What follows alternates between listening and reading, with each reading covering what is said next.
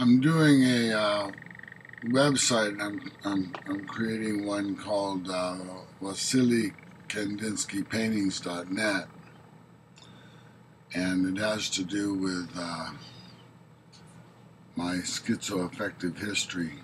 So I'd like to read a little bit more out of his complete writings, which I'll need my glasses to do. Kandiinsky held no fundamental bias against objects. He allowed for the great realism that deploys material things in realistic settings.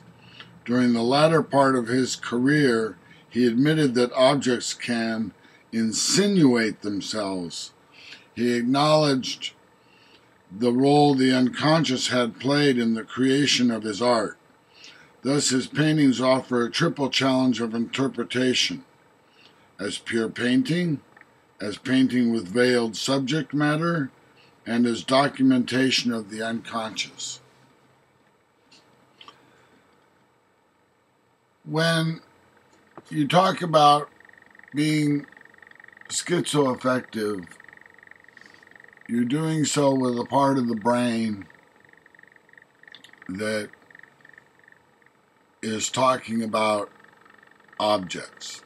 But the schizoaffective part of the brain is an excited part of the brain moving in neural nets, affecting, for me, the auditory portions of the brain, and those are being interpreted as morphemes of speech, the smallest units of speech that have meaning, that retain meaning, like the S in the word parts means parts is made plural. That's its meaning, and it's non-divisible after that.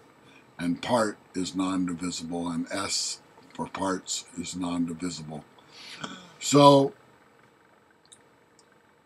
when you hear the word art, that is apart from art, from part, and part is not apart from apart. Those two are joined. But the from apart is a separate morpheme. So when the mind hears what are commonly thought of as syllables, it is naturally engaged in the rhythm of speech.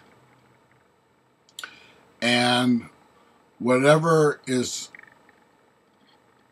causing the excitation of the neurons in the neural net is happening with a rhythm, you see, because it's like a train going around a train track. It repeats over and over again.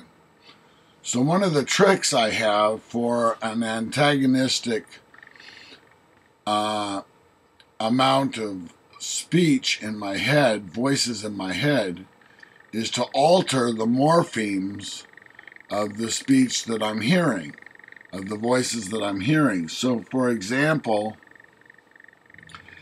if what I'm hearing is, God is apart from you, Chris, then I can say, God is up art from you, Chris. Or God is up art from you, Caress. Or God is up heart from you.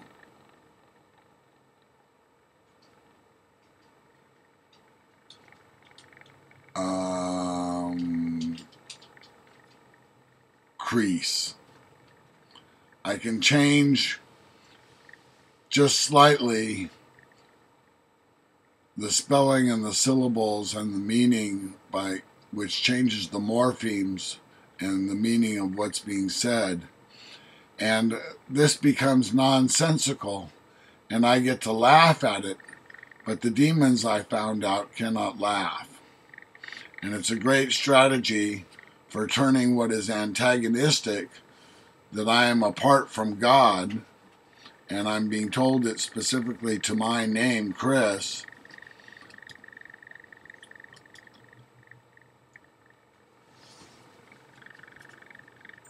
in an accusatory manner. This is a great strategy for defeating that antagonism. So I've used it to great effect, and I've tried to teach it to other schizophrenics, and with some minor success. I'd like to read a little bit more from Kandinsky's writings. There are a number of ways to approach this topic. Sixton Ringbaum and Rose Carroll Washington Long emphasized the predilection that the theosophist Rudolf Steiner had for the writings of St. John, and the impact this in turn had upon Kandinsky. Some of their evidence is persuasive, but it tells only part of the story. Although Kandinsky appreciated Steiner's methodology and the ways in which occult experimentation coincided with his own interests in dematerialization, he maintained a skeptical distance. He was a painter, not a theurgist. Detlef W. Schumann, in his study of motifs of cultural eschatology in German poetry from naturalism to expressionism, showed that general interest in these topics peaked around 1910 to 1913, the very time Kandinsky was using them in his paintings. Because Schumann concentrated upon German literature, he had to overlook Russian interest in the apocalyptic during the same period, and could not touch upon the peculiar lucidity with which art sometimes informs fundamental change. Kandinsky's eschatological motifs must be viewed first in relation to theological tradition, then in wider art historical perspectives. The Judgment and All Saints are closely related and pertain to the last things described in the Apocalypse. The Old Testament deluge had been associated with them because of their common concern with new beginnings that follow the endings of eras. Kandinsky captured this apocalyptic spirit in his painting Composition 6, 1913, for which the motivating subject was the deluge. He ends his description of this work on an affirmative note. What thus appears in objective terms a mighty collapse is, when one isolates its sound, a living pain of praise, the hymn of that new creation that follows upon the destruction of the world.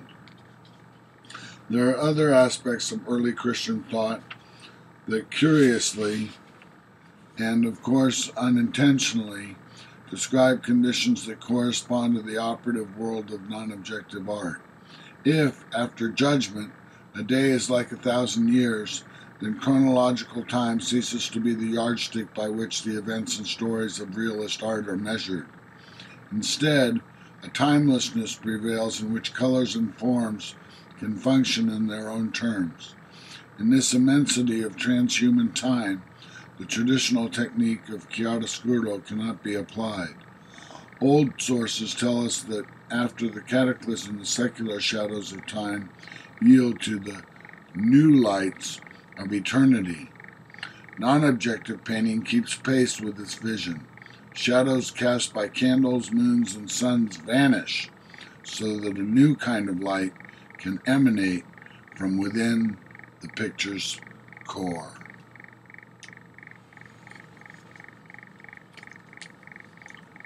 I have felt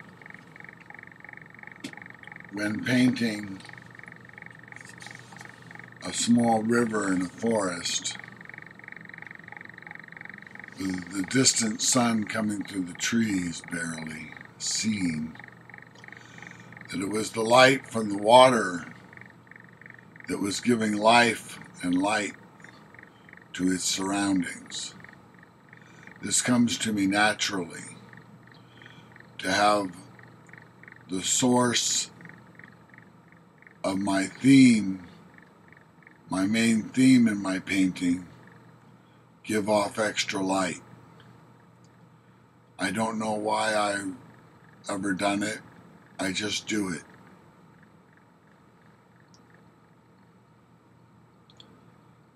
Now I understand better why I do it, I think.